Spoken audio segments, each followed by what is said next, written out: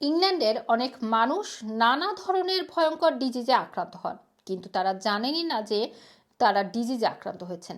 এর অন্যতম প্রধান কারণ সেটি হলো হেলথ চেক আপ না করা। এবার ইংল্যান্ডের বিভিন্ন প্রতিষ্ঠানে চাকরি করা 1,30,000-এরও বেশি মানুষ হেলথ চেক আপ করার স্কিম তাদেরকে হেলথ চেক আপ করার স্কিম হাতে নেওয়া হয়েছে। এতে এসব মানুষ বিভিন্ন প্রতিরোধযোগ্য ডিজিজ থেকে মুক্তি পাওয়ার পাশাপাশি আরও অনেক সুযোগ সুবিধা পাবেন। ব্রিটিশ সরকার জানিয়েছে এই চেক আপগুলো শুক্রবার থেকে শুরু হয়েছে। কর্মচারীরা তাদের কর্মক্ষেত্রে চেক আপ সম্পন্ন করতে পারবেন। প্রতিজনের কাছে বিভিন্ন তথ্য জানতে চাওয়া হবে এবং রেকর্ড করা হবে। এসব রেকর্ডের মাধ্যমে বিভিন্ন কার্ডিওভাস্কুলার ডিজিজের ঝুঁকিগুলো চিহ্নিত করা হবে।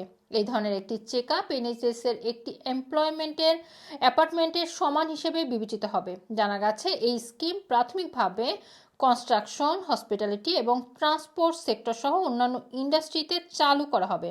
Public health and prevention minister Andrew Nguyen বলেছেন, তারা জানেন সঠিক সময়ে ডায়াগনাইজ করা হলে তারা অনেকেই মারাত্মক রোগ এড়াতে পারবেন। এই কারণেই তারা চিকিৎসার মানুষের অ্যাক্সেস উন্নত করার জন্য কাজ করছেন।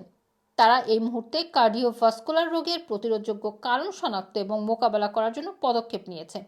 এতে মানুষ তাদের হেলথ সম্পর্কে আরও সচেতন হবেন এবং এনএইচএস এর উপর চাপ কমে যাবে। জানা গেছে বর্তমানে 16 মিলিয়নেরও বেশি লোক এনএইচএস এর স্বাস্থ্য পরীক্ষার যোগ্য, কিন্তু এনএইচএস এ আসা মানুষদের মধ্যে মাত্র 40% সম্পূর্ণ পরীক্ষা করে। নারীদের চাইতে পুরুষেরা এক্ষেত্রে এগিয়ে রয়েছে, অর্থাৎ পুরুষেরা কার্ডিওভাস্কুলার ডিজিজের ক্ষেত্রে প্রাথমিক ট্রিটমেন্ট পায় না।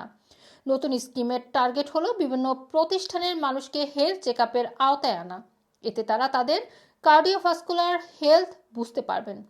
স্ট্রোকের বিষয়ে কাজ করা NHS national clinical director David জানিয়েছেন, হেলথ চেক আপ জীবন বাঁচাতে পারে। নতুন স্কিমের মাধ্যমে হৃদরোগ, ক্যান্সার, টাইপ 2 ডায়াবেটিস এবং যকৃতের রোগের মতো ব্যাপকভাবে প্রতিরোধযোগ্য রোগ থেকে মানুষকে বাঁচানো সম্ভব হবে।